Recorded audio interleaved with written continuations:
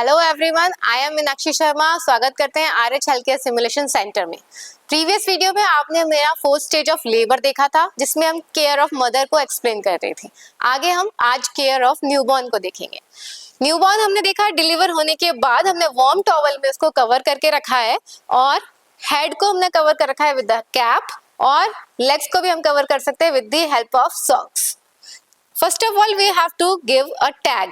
Baby के हम hand पे एक टैग लगाएंगे जिसमें हम लिखेंगे मदर का नेम और कोई भी आइडेंटिफिकेशन मार्क, ताकि ये पता चल सके कि ये बेबी कौन से मदर का है। आइदर ऑन रिस्ट या फिर हम उसके एंकल पे भी एक टैग लगा सकते हैं। इस तरीके से हमको टैग लगाना है और बेबी को कवर करके रखना है। नेक्स्ट जो है हमारा, उसको हम विटामिन के इंजेक्शन देंगे। Vitamin K 1.0 mg to the that baby जिसका वजन 1500 या फिर 1500 से ज्यादा है तो 1 mg हम उसको विटामिन के देंगे, और अगर 1500 से कम है तो 0.5 mg हम बेबी को विटामिन के दे सकते हैं। साइड देखेंगे हम कहाँ पे हमें लगाना है, तो सबसे पहले हम साइड देखेंगे उसकी क्वाड्रिसेप मसल्स में, वेस्टस लेटरलिस जिस मसल को नाम है, वहां पर हम विटामिन के IM देंगे इस तरीके से। Now we are giving vitamin K injection. Vitamin K injection का क्या काम है, वो बेबी को हेमोरेजिक डिजीज से बचाता है। बेबी के अंदर बहुत ही स्मॉल अमाउंट में विटामिन के होता है, इसलिए एट बर्थ हम सभी बेबीज को विटामिन के का इंजेक्शन देते हैं। जैसा कि प्लेसेंटा के थ्रू क्रॉस नहीं हो सकता विटामिन के बेबी में, इस वजह से हमें विटामिन के इंजेक्शन देना है। बहुत कम विटामिन के मिलता है ब्रेस्ट मिल्क में, but it can several times, उसको सेवरल वीक्स लगते हैं कि विटामिन के फॉर्मेशन होने में। इस वजह से उसका बेबी का खुद का गट विटामिन के नहीं बना पाता है। That's why we are giving vitamin K at birth. साथ में हमको देना है BCG का इंजेक्शन प्लस OPV का इंजेक्शन, और अगर हेपेटाइटिस B का भी दे सकते हैं तो it's well and good. Next हम चेक करेंगे कि बेबी में किसी तरीके से का कोई माल फॉर्मेशन तो नहीं है, कोई बर्थ इंजुरी तो नहीं है। ये सारी चीजें हमें बेबी को अच्छे से असेस करना है। किसी तरीके से कॉन्जेनाइटल माल फॉर्मेशन तो नहीं है। If it is there present तो हम उसको फर्स्ट रेफरल यूनिट में भेज सकते हैं।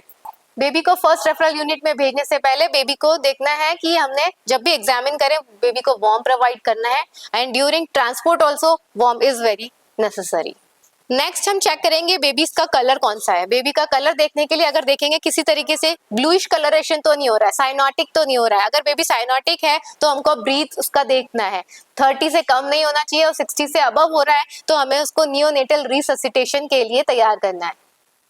नेक्स्ट, बेबी का हमें वार्म प्रोवाइड करने के साथ साथ हर 15-20 मिनट में उसके फीट चेक करने हैं कि उसके अगर पैर बहुत ज्यादा ठंडे हो रहे हैं कि नहीं, ये चेक करना जरूरी है। वार्म प्रोवाइड करना बहुत ज्यादा जरूरी है। अगर लग रहा है कि बॉडी टेम्परेचर कम हो रहा है तो हमें तुरंत ही टेम्परेचर चेक करना है। एक्सिलरी टेम्परेचर हम बच्चे का चेक कर सकते हैं, रेडिएंट वार्मर रख सकते हैं, अथवा हम उसको KMC देने के लिए मदर के पास रख सकते हैं। स्किन टू स्किन केयर, या जिसको हम कंगारू मदर केयर कहते हैं, तो हम बेबी को मदर के बीच में भी रख सकते हैं। 2 कंपोनेंट्स होते हैं KMC के। First one is skin to skin contact and other one is exclusive breast feeding. तो हम KMC अगर देंगे तो उससे 2 फायदे हैं। स्किन टू स्किन कॉन्टेक्ट से बच्चे को वार्म प्रोवाइड होगा, और एक्सक्लूसिव ब्रेस्ट फीडिंग के लिए भी हम इनिशिएट कर सकते हैं। नेक्स्ट हम चेक करेंगे बेबी का कॉर्ड। कॉर्ड के पास देखना है किसी तरीके से ब्लीडिंग तो नहीं हो रही है। अगर ब्लीडिंग हो रही है तो हम फिर से कॉर्ड को टाई करेंगे with the help of the threads, और या फिर जो हमने क्लैंप लगाया है इसको हम और ज्यादा टाइट कर सकते हैं। क्लैंप के पास हमें देखना है जो भी स्टंप है, यहाँ पे कोई भी चीज का एकदम ड्राई रहना चाहिए। किसी भी चीज को हम वहाँ पे ना लगाएं, जितना इजीली वो ड्राई होगा उतना ही वो जल्दी सूख के हट सकता है। तो इट शुड बी क्लीन। किसी तरीके से अगर मीकोनियम लग गया, मीकोनियम क्या होता है, फर्स्ट जो स्टूल पास करता है बेबी, दैट इज कॉल्ड मीकोनियम। अगर किसी तरीके से मीकोनियम लगा हुआ है बेबी के पास तो हम उसको क्लीन करेंगे विद द स्वैब, और किसी तरीके अगर ब्लड स्टेन है तो वो भी हमें क्लीन करना है।